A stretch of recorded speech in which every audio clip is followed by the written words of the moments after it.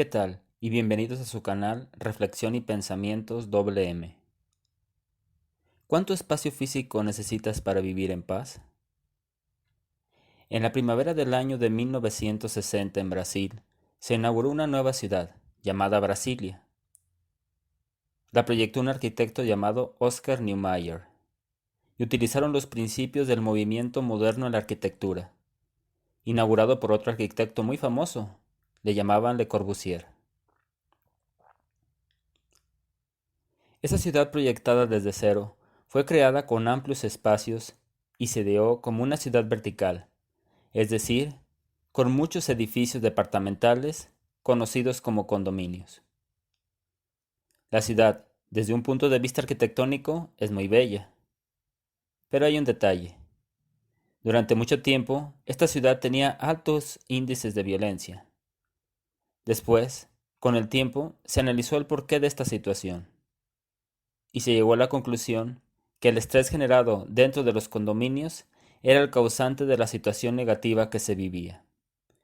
Se descubrió que las personas, al no tener privacidad, al hecho de estar controlados todo el tiempo por los horarios de los demás, el de soportar los ruidos y chismes, el de ver las mismas caras y las situaciones adversas que se presentan en el día a día, soportando los defectos de los demás, hacían que la mente de las personas se vieran constantemente atacadas, pues era muy difícil permanecer ecuánime y tranquilo cuando constantemente llegan los problemas que se dan cuando invaden nuestro espacio vital.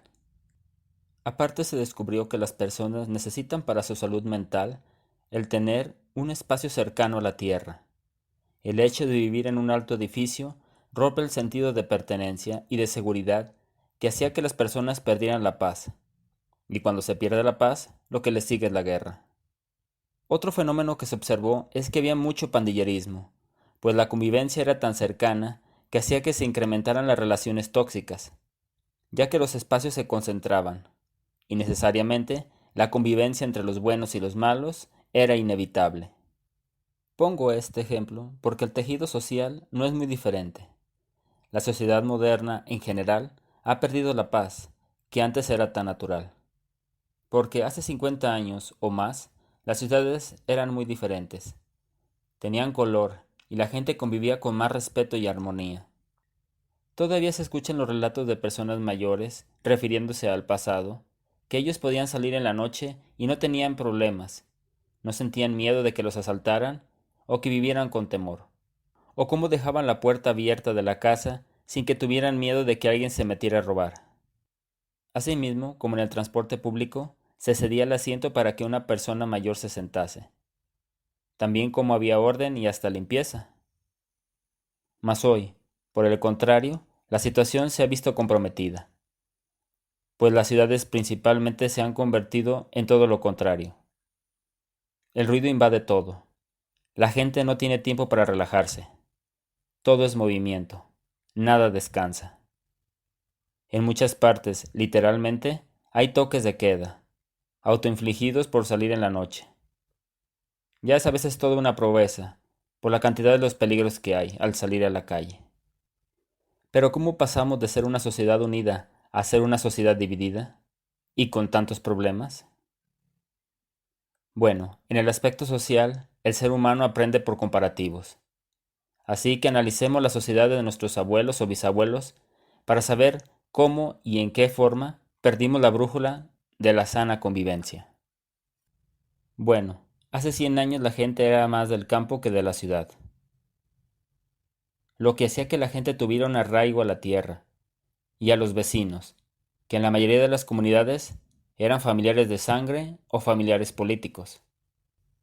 El primero era una ventaja y desventaja al mismo tiempo. Su ventaja es que si existía algún problema de algún miembro de la comunidad, le era fácil encontrar ayuda, pues de una manera u otra, todos se necesitaban. Así que era una tremenda ventaja. Además, el saber los problemas de los demás, existía la posibilidad de que alguien escuchara la voz de Dios y llegara a auxiliar al que lo necesitara, lo que hacía que se reforzaran más las relaciones personales. Pero, por otro lado, se encontraba la otra cara de la moneda, es decir, que surgía de la tendencia de minimizar a los demás a través de la lengua o el conocido chisme, que era un problema muy fuerte, ya que las personas tenían que ser muy cuidadosas y sinceras, pues surgían las paradojas, pues si ocultabas las cosas, tarde que temprano te descubrirían, y era peor la situación, pues las gentes de las comunidades rurales apreciaban mucho la sinceridad. Y por otro lado, si decías tus problemas abiertamente, pues te exponías a la presión social. De ese tiempo se acuñó el famoso dicho, pueblo chico, infierno grande, lo que hacía, como toda convivencia, que las relaciones vivieran un problema que se iba a los extremos, ya sea de ayuda incondicional como de ataques agresivos, y sin más lógica que la de entender a un alma que ha actuado en pecado. Ahora bien, la mayoría de las personas viven en ciudades, pero estas ciudades van creciendo de una manera exponencial, lo que hace más difícil conocer la situación de los demás. Yo he sabido de personas que fueron a grandes ciudades y muchos apenas si conocieron a un par de vecinos, pues todo el mundo tenía diferentes horarios y algunos simplemente se encerraban en sus casas en sus momentos libres. Y si salían, sería solo para ir a comprar víveres, lo que hace que el conocimiento de las necesidades del vecino queden descartadas. Si observamos un tejido, este siempre está entreverado, es decir, unos hilos pasan por encima de otro. De este ejemplo partimos para analizar que si una sociedad tiene que tener un rumbo ordenado, el tejido social, si no se entrelaza bien, será débil y será fácil de rasgar, lo que implica que las grandes ciudades estén llenas de historias de dolor, cansancio y soledad, lo que hace más miserables a las personas. Y hasta se han dado casos de personas que se mueren en camiones o trenes urbanos y no se han dado cuenta de que están muertos hasta que las rutas terminan sus recorridos. Pero son frutos del egoísmo y de la vida monótona que consume al ser humano y lo convierte en un simple peldaño en la subida del éxito colectivo. En el aspecto religioso, las formas eran muy bien cuidadas, aunque en el fondo los dogmas no se entendieran en todo su sentido de la palabra, pues las personas de ese tiempo vivieron una humildad que rayaba en la inocencia, en muchos aspectos. Pero ese límite era beneficioso para ellos, porque la preparación era nula, y como toda fe, requiere el no cuestionar los aspectos que no podemos comprobar. Las personas de antes no se enredaban cuestionando los artículos de fe, utilizaban el sentido común.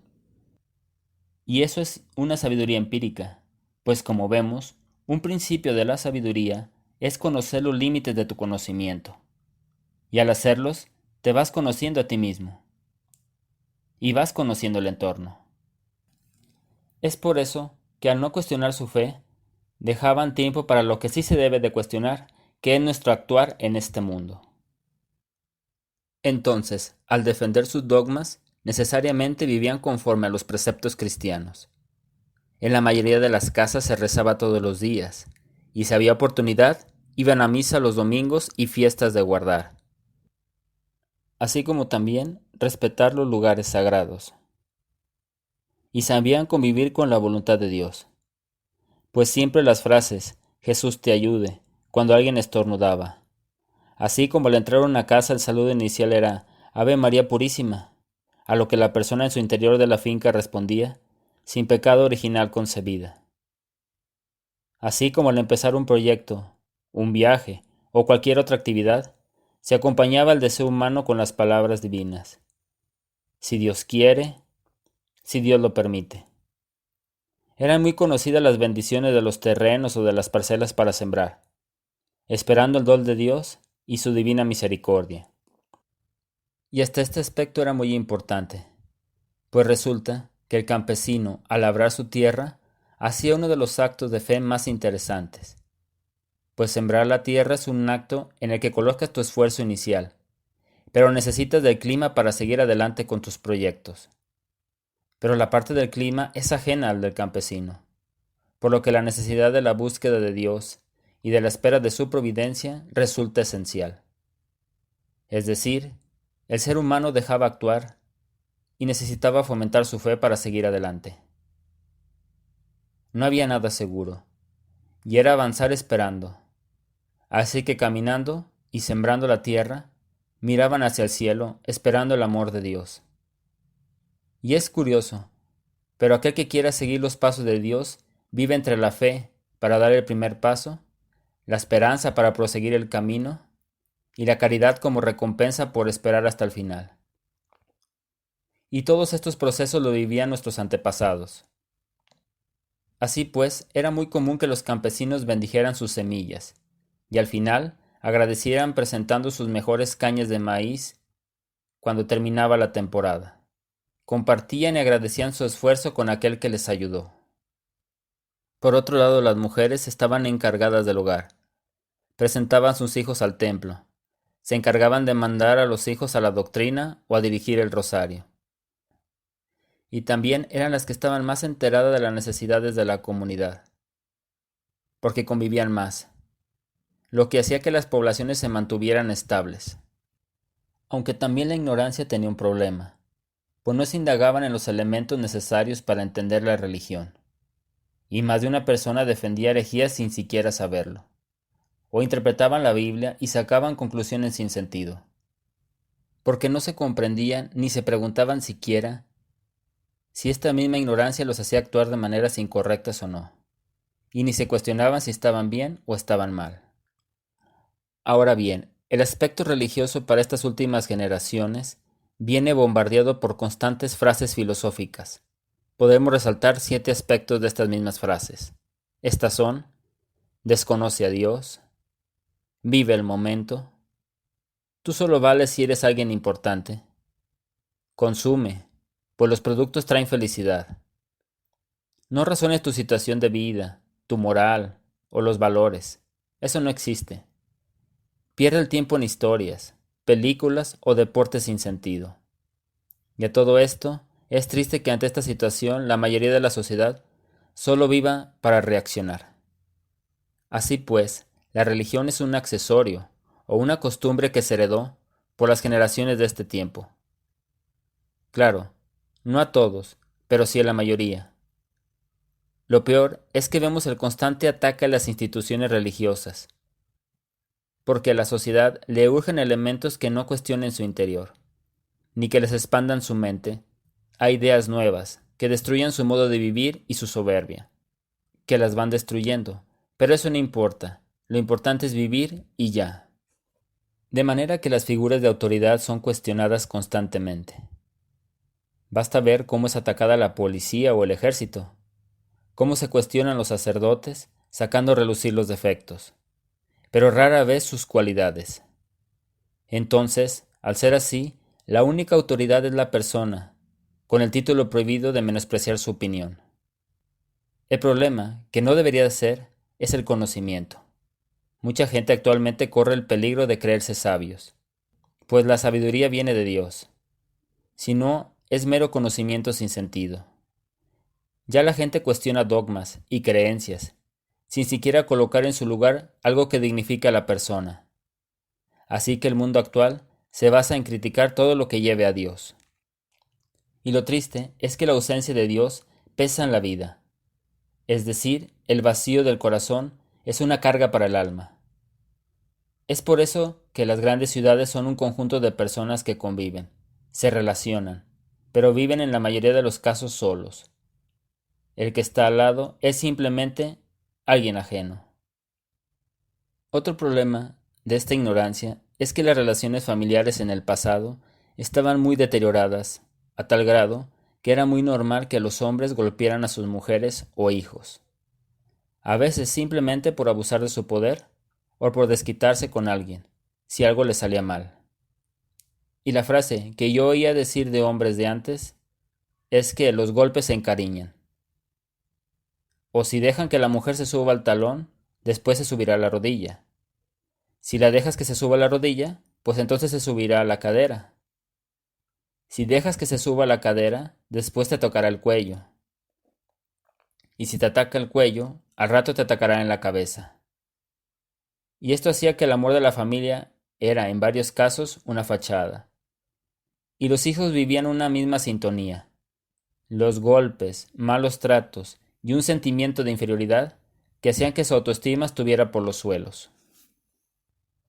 aunque por otro lado se les enseñaba el respeto a las autoridades, al grado de haber lemas como «Respeta a tus padres y a tus maestros para que Dios te bendiga». De esto se desprende que se enseñaba que un maestro o un sacerdote se les tomara en consideración, y no se les debería de faltar al respeto, y así por el estilo. Pero esto ayudaba a formar conciencia que existen jerarquías, que debemos respetar para seguir adelante. Ahora, las relaciones familiares de ese tiempo se educaba de una manera algo deficiente, pero se entiende, porque los padres no tenían instrucción de cómo debían actuar en la educación de los hijos. Además, no tenían conocimientos básicos. Así pues, se actuaba de manera física, ya sean castigos o golpes, que no estaban bien, pero no había más. Así que el respeto a las figuras de autoridad era la fuerza, que ayudaba a mantener el orden social. Lo que explica que ahora esa falta de respeto sea heredada a nuevas generaciones. Y vemos cómo el caos y la falta de respeto a la autoridad que se generó precisamente por el abuso de autoridad de las generaciones de nuestros abuelos o bisabuelos.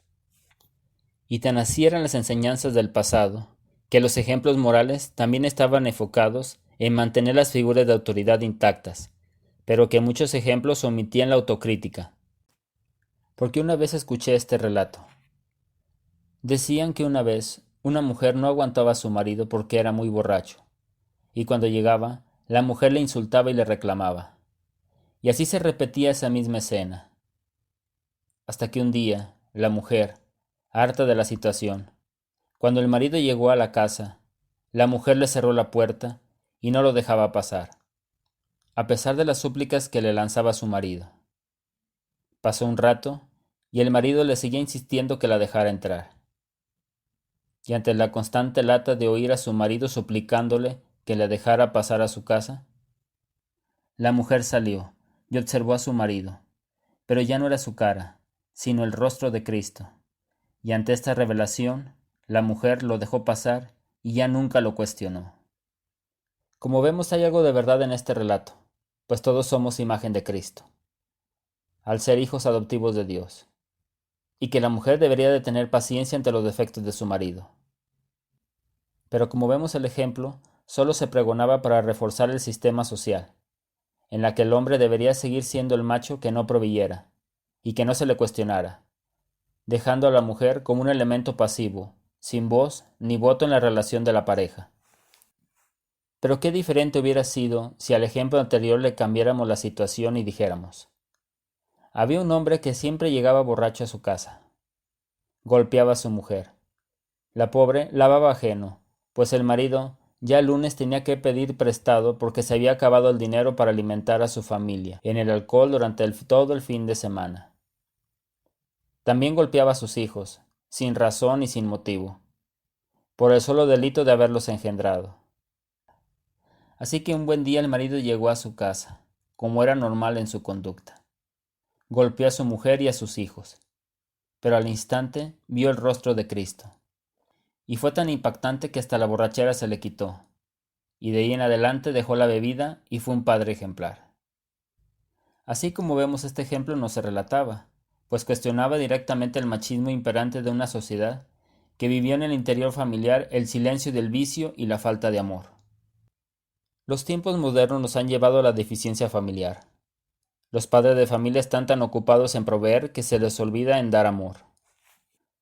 Las familias están siendo influenciadas por ideas que son fáciles de detectar por qué rumbo van.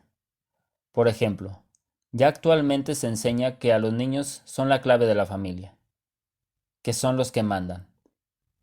Los padres están destinados a dar y tener a los hijos sin necesidades en el aspecto material. Curiosamente, los ejemplos que se dan en la sociedad siempre están enfocados en minimizar a los papás y poner a los hijos en un pedestal. De manera que la familia solo es un accesorio, donde los padres cedieron sus derechos y se convirtieron erróneamente en amigos de sus hijos, cuando en realidad son sus padres y punto. La amistad se da entre iguales, pero no entre padre e hijo, porque existe una autoridad, y una autoridad es necesaria en la familia para subsistir. Si no, miren, todo está jerarquizado. Tan así es que cuando un país, comunidad, empresa o familia se altera su jerarquía, en la forma que sea, tengan por seguro que ese país, comunidad, empresa o familia, como tal, tienen los días contados, porque el principio para el avance de todo es la jerarquización. En todo está. En el cielo, en el infierno existen jerarquías, países, ejércitos, todo a base de respeto. Y ese es otro problema que ataca a los tiempos modernos. Otro aspecto positivo del pasado es que se formaban las personas con carácter. Un ejemplo era el trabajo. Si estabas con otras personas era prohibido quejarse o verse débil. Era necesario ser fuerte y demostrarlo.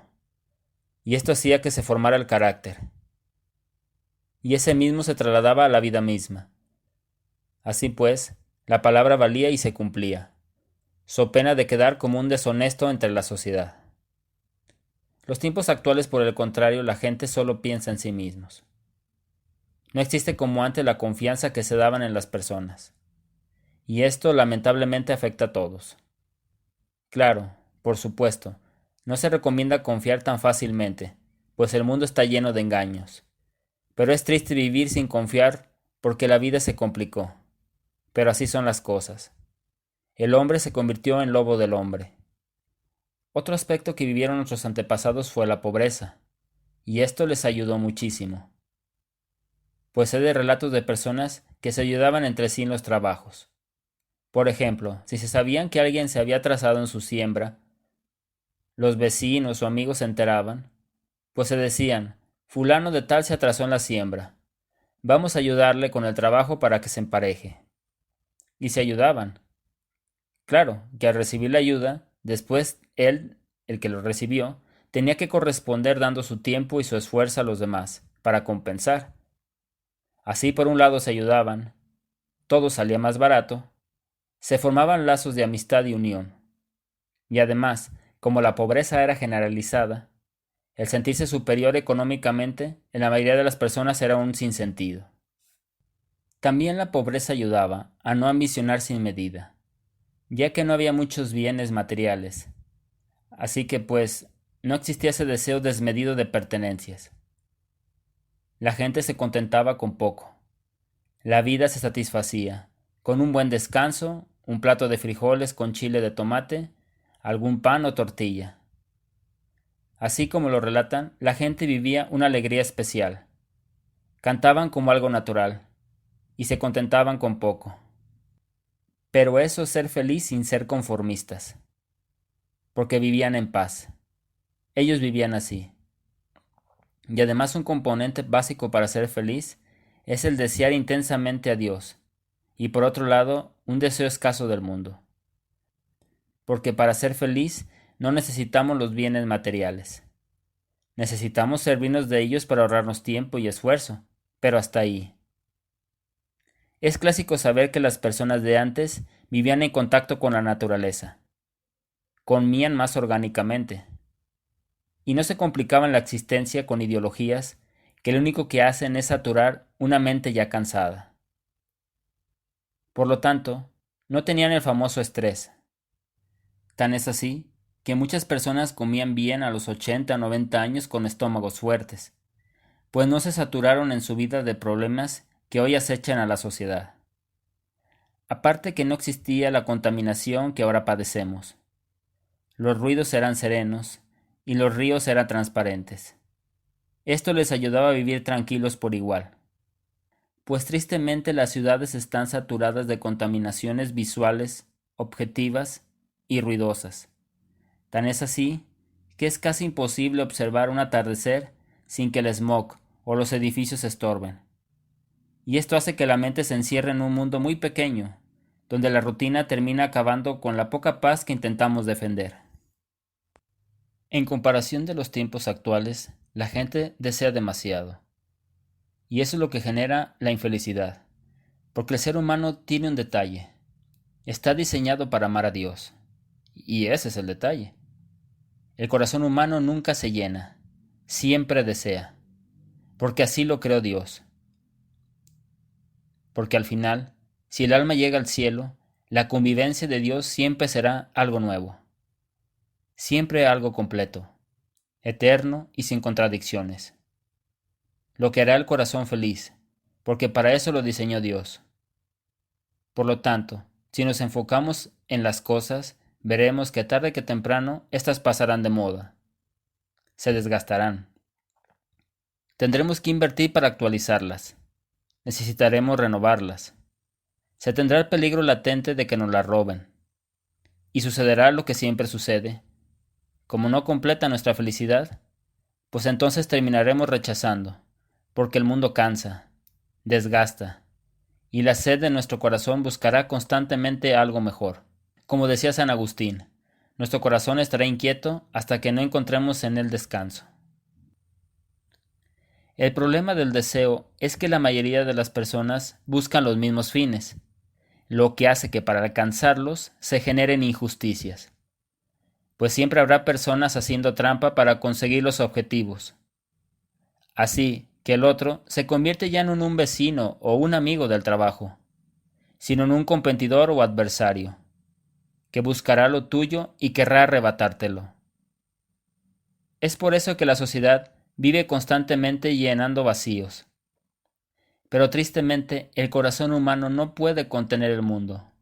El mundo es muy pequeño para las ansias infinitas de Dios, que todos tenemos, pero que pocos atienden a la petición que constantemente lanza el corazón.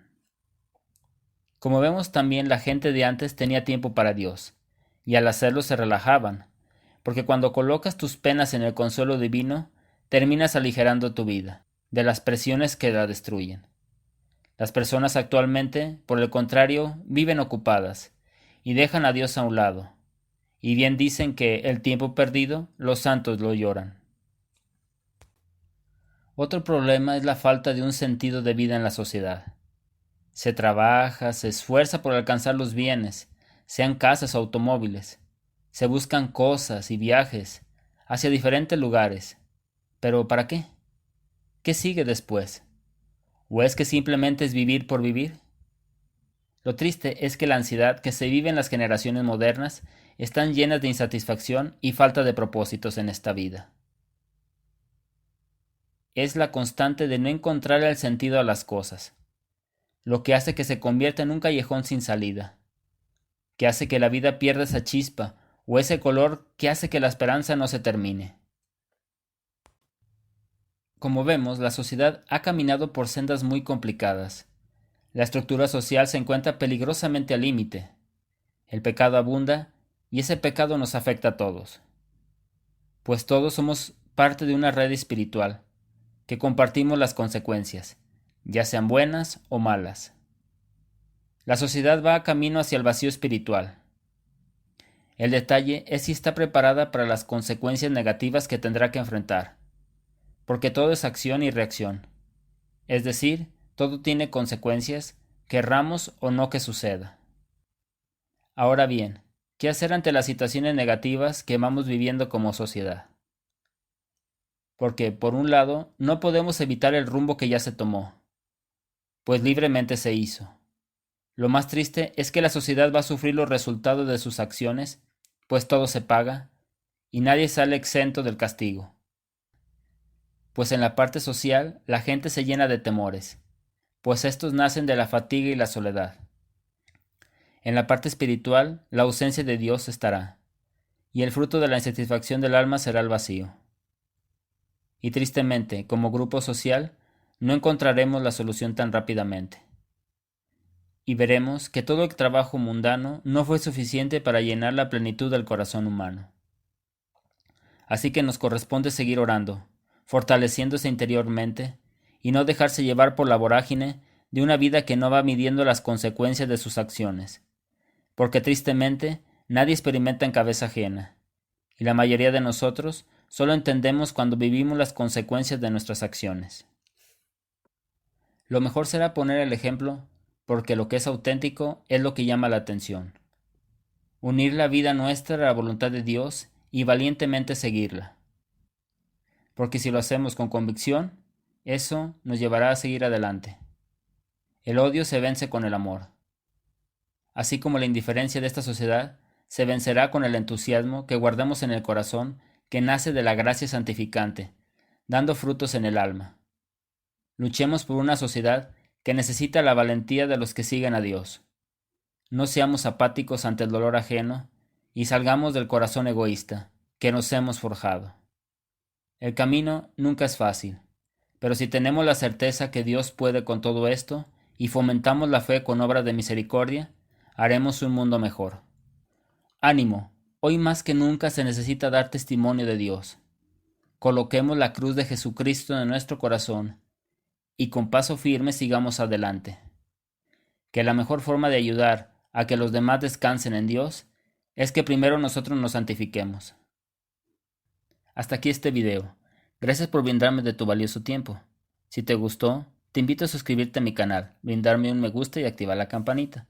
Te invito a compartirlo, pues las reflexiones y pensamientos son como las aves, que necesitan migrar para así poder crecer y desarrollarse. Ten paciencia, ánimo y que Dios te bendiga.